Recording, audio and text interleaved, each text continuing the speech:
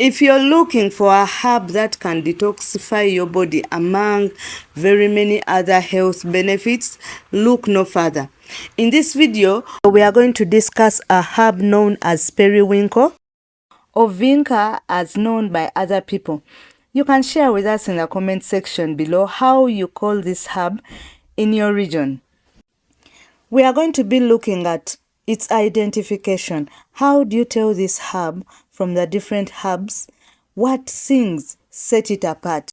We are going to be talking about the benefits of this herb, in particular the health benefits of this herb. And then after, we shall be giving some suggestions of how you can include this herb in your day-to-day life. So let's dive right into the identification of this plant. As I've said time and over again, that when we are identifying the different herbs, we look at the different aspects, the leaves, the fruits, the flowers, and the stem. All those things give us an idea of how the plant looks like or how to tell it from the other plants. Now, when we look at the leaves of the periwinkle plant, they are dark green in color and they have a glossy appearance. When you look at them, it's like someone has smeared oil on their surface. They look really glossy. They are single, they are not divided, and they are arranged oppositely along the stem. And again, when you look closely at the leaf, you will realize that you see veins that are running through the leaves. This periwinkle plant produces charming, star-shaped flowers, each with 5 petals. It really blooms. It always has flowers on it, and it is one of the plants that add color to the garden. It also attracts pollinators to the garden. The flowers come in different shades. Where I live, the white shade and the dark pink shades are the common shades that we have. I have seen different shades online, but I've not seen them physically. If you have come across those different shades like red, like orange, please share with us in the comment section below where you saw them. Now that we have gotten the identification of this herb out of our way, let us look onto the benefits. But just before we do that, if you have not subscribed to our channel, please go ahead and hit that subscribe button, and do not forget the notification bell such that next time when we load a video, you will be notified. And for those who have been part of our journey so far, thank you, thank you, thank you. Periwinkle is one of the herbs that has many benefits, and I cannot discuss all of them. I'm just going to discuss some of them. As I said in the beginning, periwinkle is one of the herbs that help remove toxins from the body. It is depurative. It is helpful in the treatment of respiratory disorders like cough, like asthma, bronchitis, and cold symptoms. It helps remove mucus from the respiratory tract and provides relief from sore throat and congestion. Periwinkle is a natural hypertensive. It normalizes the blood pressure levels and helps keep it under check. One of my neighbors normally comes for the leaves each time she feels that her levels of pressure are going up, and she chews on them and she says it works for her each time. Periwinkle is helpful in fighting diabetes. It's anti-diabetic. It improves the cognitive function. It has very powerful antioxidants and flavonoids that help improve memory capacity, concentration, calmness, focus, and alertness of an individual. Now, periwinkle has antibacterial properties. It is a cardiotonic, so it helps to prevent heart diseases. It is a diuretic, and it helps in the removal of excess water from the body.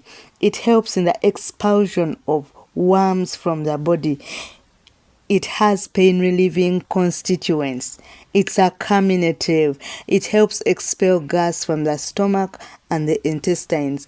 It helps deal with eye troubles, eye diseases. It is good for them.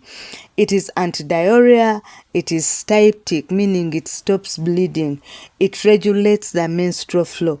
It is loaded with skin-enhancing constituents. It's effective against eczema, skin ailments, things like pimples, spots, itching of the body, and the like. The list goes on and on. It is one herb that you can include in your day-to-day life in one way or another. There are different ways in which you can take this herb, but remember that the information I share here is based on my personal experience and on my personal research. So go ahead and do your research before you take this herb. One of the ways of taking this herb is by taking 3 to 4 leaves of the plant and you chew on it throughout the day. If you can stand its bitterness, it is really bitter. But if you cannot do that, you can also take up to 8 leaves and make a tea out of them. Put the 8 leaves in a cup and then boil the water. Pour boiling water over the leaves in the cup and let them stand for 5 to 10 minutes or until it cools down. Then you can take that tea. And it is better that you do this on an empty stomach in the morning, especially if you're fighting diabetes. Remember that every time we use flowers or leaves, we do not boil them, because when we boil them, we lose some of the nutrients in those plants. And if we want to preserve them, we do not boil them. We just steep them in hot water or cold water. So instead of fresh leaves, you can also use the dried leaves. You can take a teaspoon of the leaf powder and you still make a tea and you take it in the same way in the morning on an empty stomach. Still, you do not boil. If you cannot stand either chewing or taking the tea like that, you can make capsules or tablets out of this herb and you take it like that. For skin ailments, you can crush the fresh herb and you put it on the infected area, or you can use the leaves either dried or fresh to make salves or oils that you can keep putting on that infected area. You can also make a paste of periwinkle and turmeric powder and apply it on the infected area. If you have roots of this plant and the stems, these ones you can boil them to make what we call a decoction. Remember, I told you that the flowers and the leaves, we do not boil them, but for the stems and the roots, we boil them to be able to extract the nutrients out of them, and we take that tea, that decoction that is made from boiling them. Tinctures is one of the most effective ways of using herbs. So if you know how to make tinctures, it will be good for you to make a tincture out of this herb. You can make extracts, mix it with honey. Very many different ways in which you can take this herb. Now, another herb that is equally good for your health is stonebreaker. And if you want to know more about it, you can watch this video over here. Until next time, stay healthy and God bless you.